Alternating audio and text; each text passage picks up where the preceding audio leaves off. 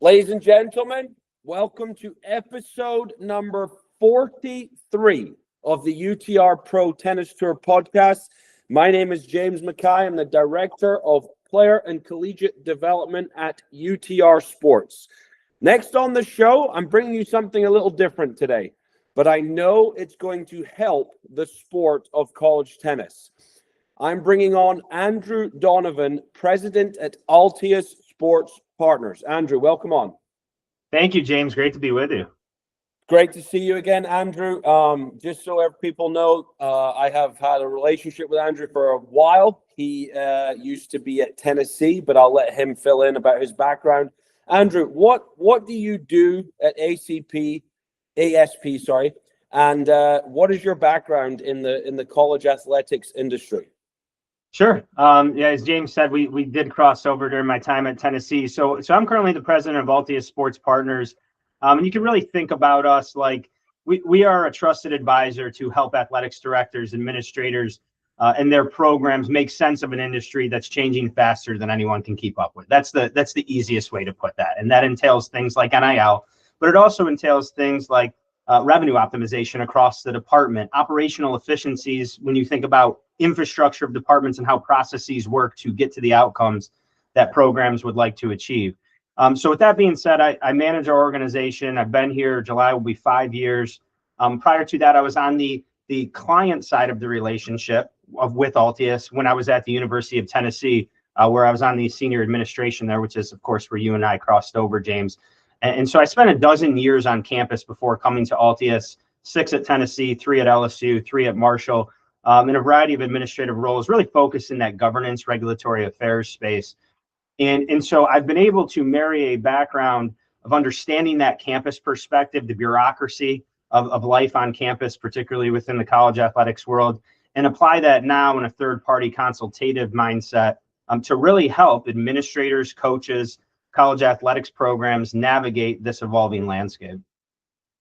So this episode, as you can probably tell, is not going to be about UTR. That being said, I have numerous discussions on a weekly, monthly basis with our partners, most of which are coaches, right? And they are dealing with something that has never happened before with NIL, rev share. All these things are new, but also very confusing at times and frustrating at times, you know? So my first question for you, Andrew, is what do you actually do? You brought up you were a client at Tennessee before. Now that you're on the other side and you're with Altius Sports Partners, what do you actually do as a company? Sure.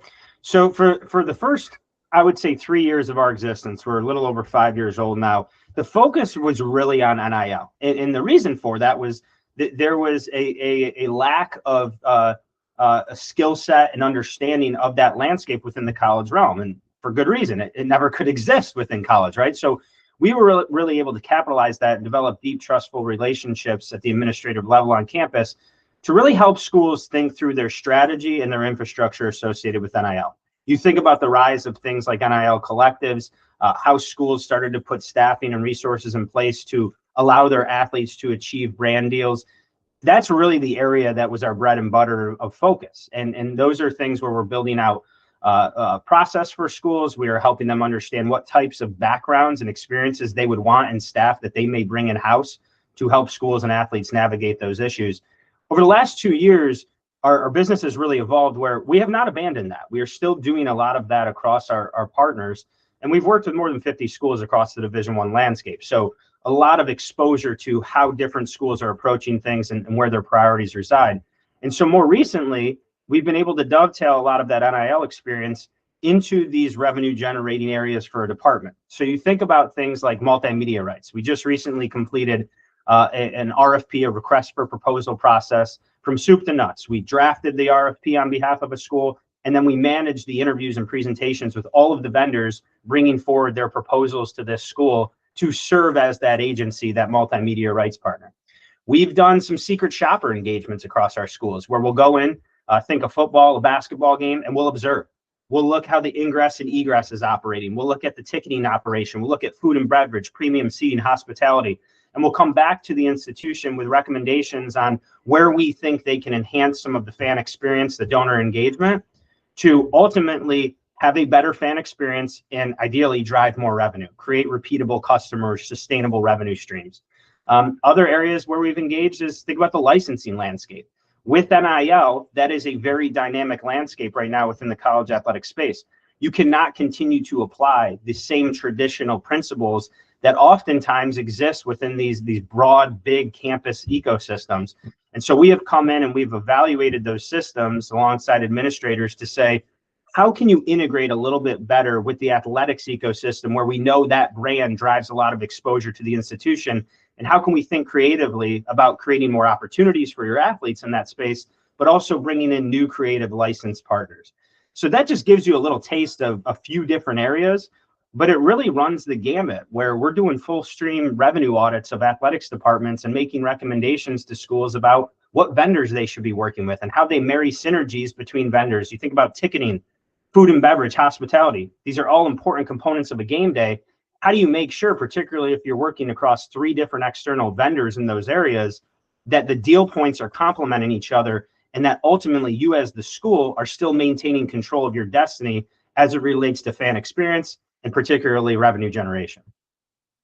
Wow, this is good stuff here. This is very interesting. For those that are listening, Andrew, right?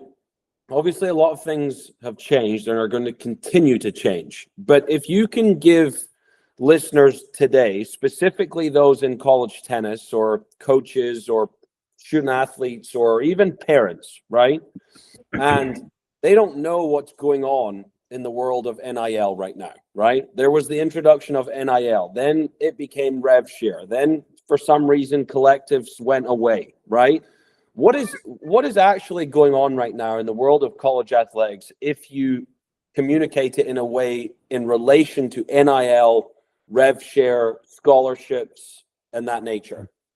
Yeah, and James, I'm glad you asked this because I think I come at this from a unique angle, not only knowing what I know working where I work now, but in my past life, I was a sport administrator for what we all term non-revenue sports, right? I oversaw women's soccer, track and field, cross country at Tennessee. And so I have an affinity and an understanding for that dynamic and that challenge compared to, let's say, an SEC football program and what we know about the P&L of a program like that.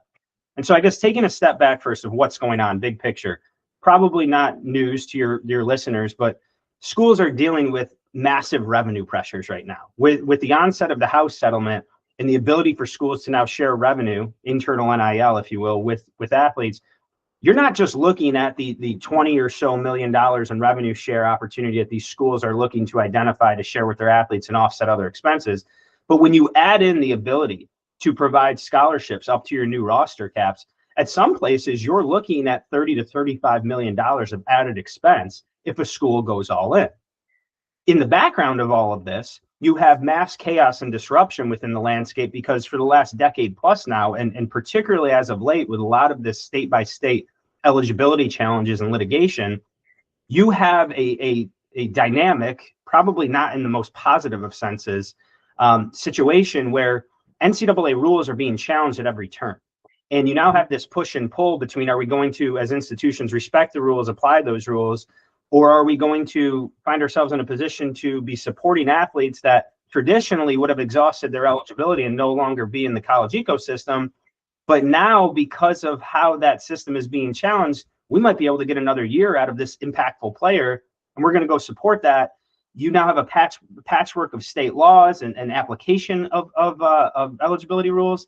And now you have this push by administrators to ask for federal intervention and antitrust exemption and support of being able to implement these rules. So I don't expect anyone to come away from this with a PhD understanding of all of those things, but it's important that your coaches at the college level, particularly in non-revenue sports, they understand that this is a chaotic environment. And they understand that when they're going to their administrators and they're asking for support in certain areas, whether it be involvement in rev share, additional scholarships, capital projects that can enhance facilities, they got to understand that the individual on the other end or individuals, They're facing a lot of pressure in areas that may never come to the light of day with that coach. And it's pressures not only locally on campus with your president, with your board, and trying to maintain a competitive landscape, but it's pressures outside with external forces that they can't control. So with all of that being said, when I think about where particularly college tennis coaches reside, I think it's important for them to come to conversations and make asks with administrators with all of that in mind, and recognize that you're probably not going to be able to get what you might want in most cases, because these administrators are going to be so focused, let's call it what it is, on the football and men's basketball programs to drive visibility to the institution. So how do you adjust your perspective? I think a really, really important thing that I would encourage every college tennis coach to do, if they have not already, is have a conversation with their athletics director or their sport administrator and clearly ask what the expectations are for their program.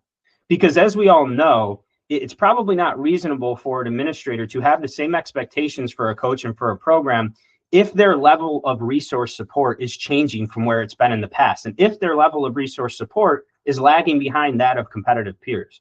And so I think that's a really important conversation to have, not only so that you can then go about planning for your program, but so you as an individual can take a step back and understand what the expectation truly is. So those are a lot of the challenges that are going on in the landscape. And I think the open lines of communication, coupled with an understanding and a level of empathy for what the administrators are dealing with, is probably the best place to start.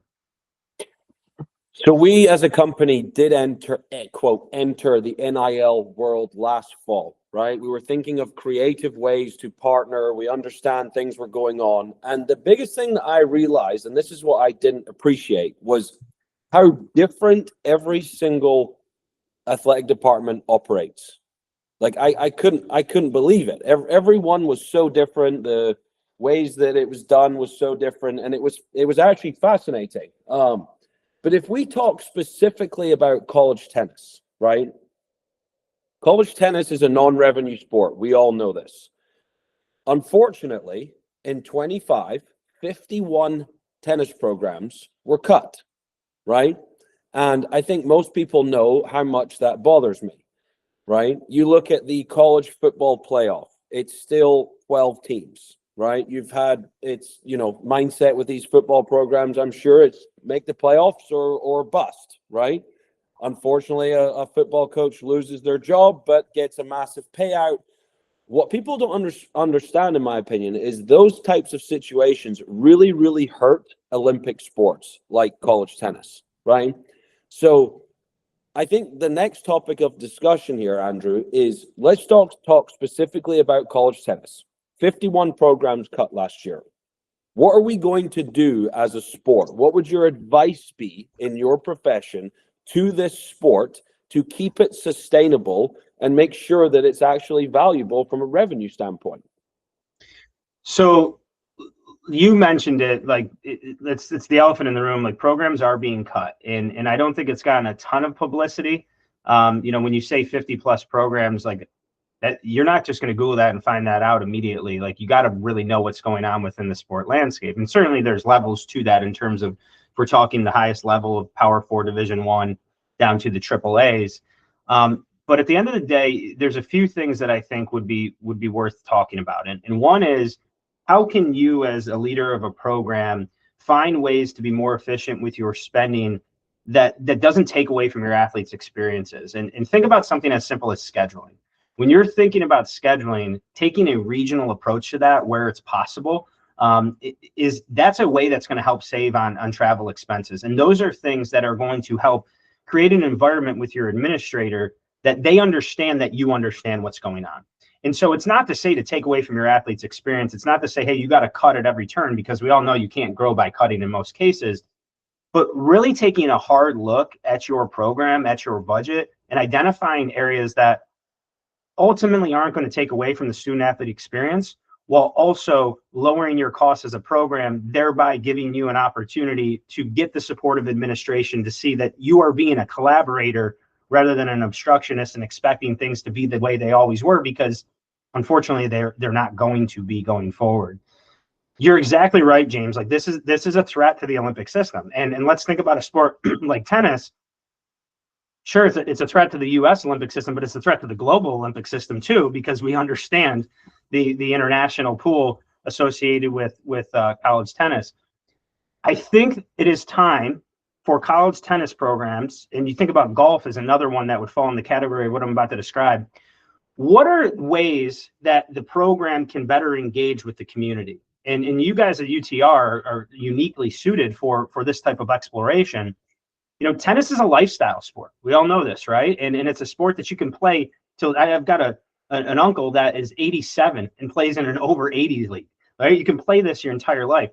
How are there ways to integrate your community and bring revenue to the program while doing so, whether that be through facility rental fees, whether that be through fan festivals of sorts where you have multiple days and you set up brackets and you set up tournaments and you bring the community in, old, young, in between. These creative new ways of thinking, I think, are not only going to bring more fan support for your program, which ultimately is going to put you in a position to show the administration that this is a valued program and it's an important part of the community, but it's ideally going to create revenue streams for your program. So really thinking differently about that creative revenue generation and donor engagement and demonstrating value to the institution and the athletics department. The other thing I would throw out there along these lines is, you know, you mentioned this program's running differently across the country.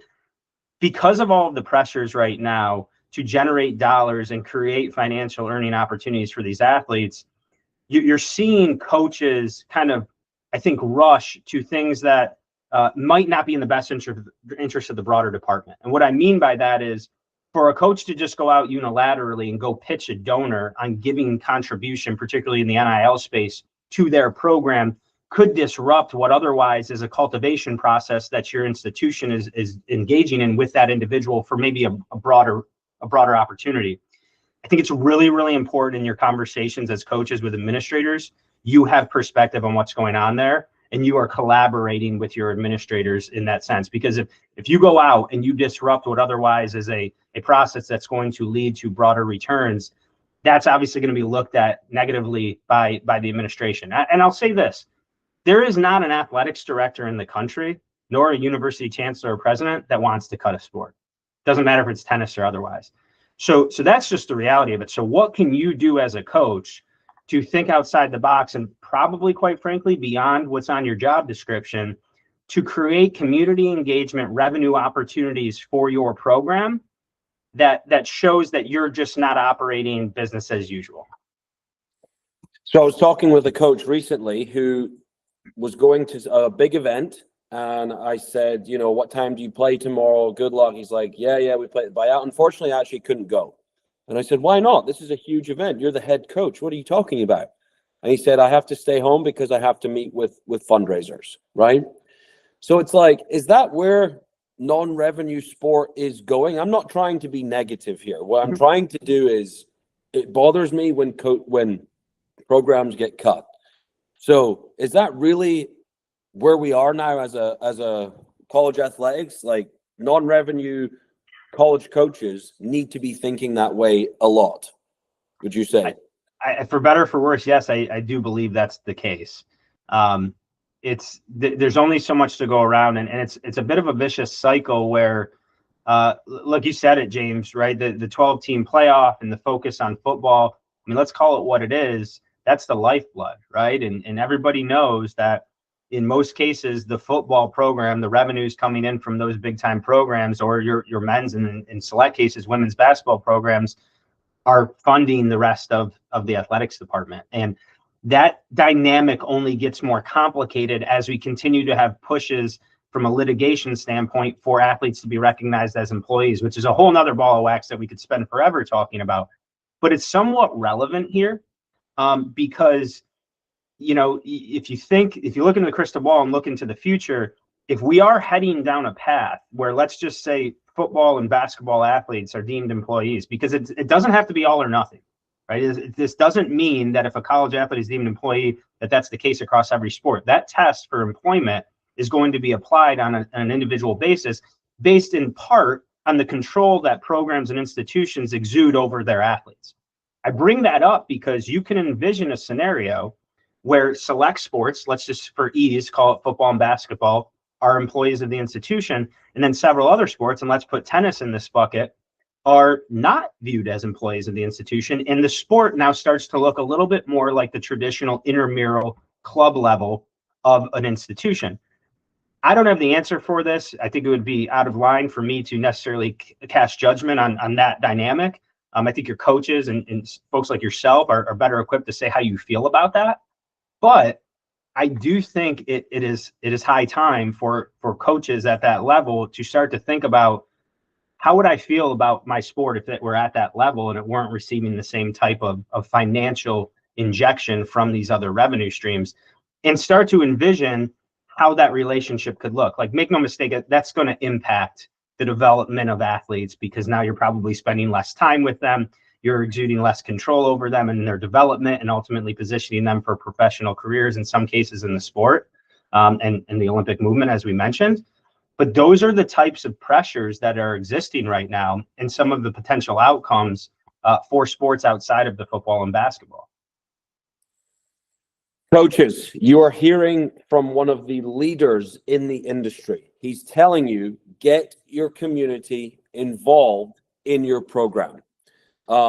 Get revenue generation going in any way possible. From a UTR perspective, there's 3 ways I can think of straight away that you can do it. How? Number 1, the Pro Tennis Tour. Sell sponsorship, sell tickets, partner with a local club, have them meet your athletes. You know how much someone at a local club would love to sit down and 5-minute conversation with one of your players, or even go out there and hit with one of your players for 10 minutes. Get them involved, sell the sponsorship, sell tickets, whatever it takes. Also, from a camp perspective, camp and college circuits, we have it set up where you as a program take a percentage cut of the revenue. It's an absolute no-brainer. You have spare time, college coaches, find ways to get them involved into your program. Andrew, if you talk specifically now to the athletes, right? I'm sure there are a bunch of players that will listen to this. Hopefully they get to this point, right?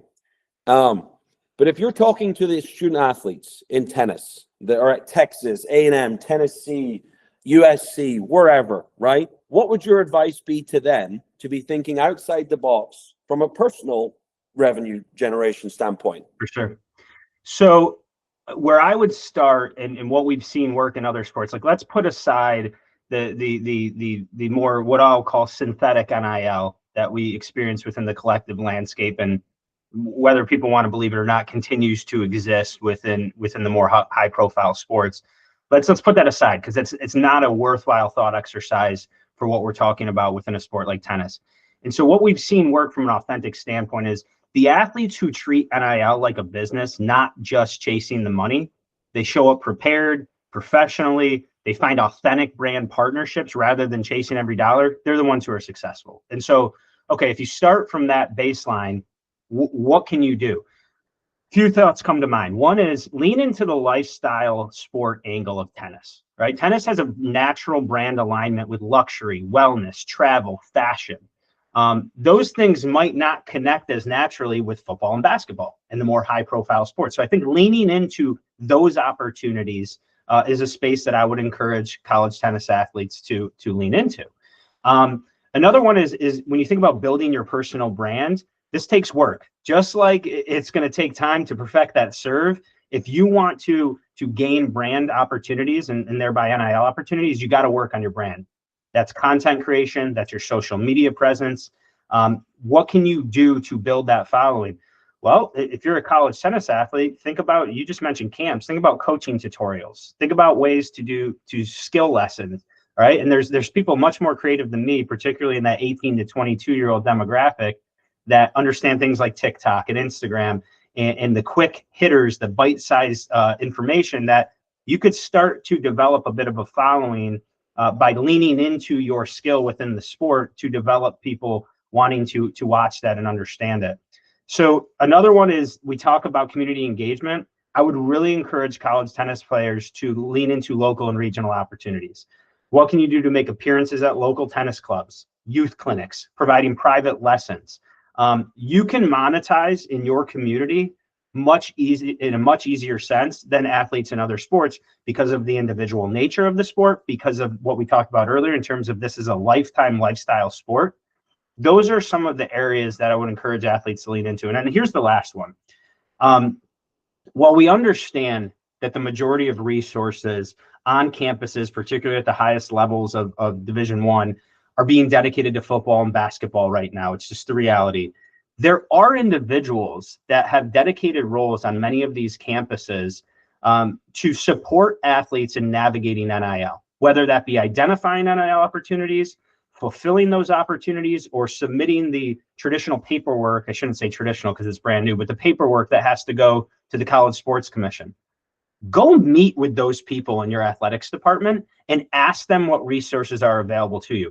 Having spent a dozen years on campus, and James, you know this well, when administrators get in front of athletes, it doesn't matter what sport, they have so many different things going on, whether it's class, their social life, their sport, that sometimes a lot of that information goes in one ear and out the other, and they never think about it again until they got to go sign a compliance form or go pick up a rent check. Go visit with those people, take the 15, 20, 30 minutes to sit down and ask what their job is, and then go leverage what their job is. Because in a lot of cases, those people want to help you. They're just waiting for you to come to them. And so I can think about across our portfolio of school partners, you have people, and in some cases, multiple people within dedicated departmental units that sole role is to help athletes navigate NIL. And they would love nothing more than for you to knock on their door, shoot them an email and say, hey, can you help me ideate how I can get my brand out there and go pursue opportunities? They might help you craft emails, direct messages, do mock interviews as far as how you would reach out to a brand. If you are a tennis athlete or any athlete at the college level, and you're not taking advantage of those resources, which by the way, aren't going to cost you anything, you're missing out. So again, to end where I began here, you got to treat this like a business, and you're going to get out of it what you put into it. I love it. I love it. That's great advice for players listening today. Andrew, I have two more questions for you. I really appreciate your time. Look, I didn't send this on, but like, what's your goal as a company here over the next 2, 5, 10 years? Well, where do you see this going? You know? Yeah, so something we haven't talked about is in addition to our school partnerships, we work with brands as well. So we work with Powerade Body Armor, we work with Verizon, Shake Shack, several brands that are looking for more creative ways to enter the college space, whether that be from a corporate partnership standpoint or an athlete NIL campaign. And I mention that because when you ask about where we want to go, our vision as a company is to be the first call for decision makers in and around college athletics. So whether it's a brand or whether it is a school, when those leaders and decision makers are looking to navigate a challenge or looking to create an advantage out of a challenge, we want them to say, let's call Altius. They might not know the answer off the bat. They might, but if they don't, they at least have the network, the wherewithal, the creative chops to help us come up with a solution, craft a customized game plan to then go solve this issue. That's really our vision as a company. So what would that entail from a tactical standpoint would be the addition of collegiate partners, additional strategic partnerships with entities that perhaps have specializations in areas that we're not necessarily going to deliver, but we can bring that awareness to our college clients and get them in front of those individuals. And ultimately just helping schools and administrators navigate what is a dynamic landscape that is not going to settle anytime soon. Excellent. Last question for you, Andrew. What do you hope for in college athletics? Like, what do you think is going to happen here coming up? And if you had the power to snap your fingers and say, this is what's going to happen, what would you say? Yeah. If I had the power to snap my fingers in a utopian world, it would be that everybody respects the rules and applies those rules, not only how they're written, but probably more importantly, with the intent behind how they were crafted. But I'm not living in la la land. I'm not that naive. We all understand the competitive pressures that exist within this landscape, and quite frankly, we all understand the dollars that are on the line relative to success at the highest levels. And so that's not going to happen. And so what do I hope happens? What do I think happens? I would say it's less hope and more I'm trying to live in reality of where I think this thing is going. I do believe we're going to wind up in a world. I don't know if this is 2 years from now or 5 years from now, where at least some of the athletes are going to be some sort of classification of employee. And that's then going to lead to questions, which, by the way, are much more complicated questions than the issues we're dealing with right now. So think about that for a second. That's going to deal with super complex issues surrounding things like collective bargaining. Because when we think about college athletics, you're across the country in all 50 states, and you have a patchwork of state laws, not only right now in the NIL space, but when you think about things like employee protections and labor law and things like workers' compensation, applying some of those principles in a state like Alabama versus a state like New York is a ball of wax. But I think that's probably where we're heading. And so rather than me necessarily paint a picture of what I think the ideal outcome is, and let's all try to get to this place where all of the sports survive and they're all working the way that we want them to work, I think we've got to live in reality of understanding where that's going and be willing, whether you're at the highest high of a football program that's going to have the financial resources necessary to compete, or you're at the lowest rung of a program that's just scrapping and clawing and you're running bake sales in order to support your program, because people don't believe it, but that stuff happens, as we know. I think it's everybody shifting their mentality to sort of accept what's coming and make the best of that circumstance. And I know that sounds fluffy, and it's a little bit of a non-answer, but it's just a reality. Going back to the nature of the club and intramural model, I think folks need to start wrapping their head around that and thinking about how can we make the best of this situation in order to always go back to what the goal was for all of us who got involved in this industry, provide the best possible experience for the athlete. That's it at the end of the day. So they can get their education and they can be positioned for life after their time at the institution. That's what I would say to answer that question. You're going to have listeners that are rolling their eyes right now, but it's such a ball of wax, and there's so many competing interests and stakeholders with different interests in this space that there's, in my mind, not that much better way to answer it if you're living in reality. Well, to all the listeners, I hope you learned something today. I personally did, without a doubt. Fascinating to learn your profession, Andrew, and what you do as a company at Altius Sports Partners. So look, Andrew, really appreciate your time. Thank you very much. I'll let you get back to some real meetings now. And again, thanks a lot. Thank you, James. Always good to spend time with you. You too. See you.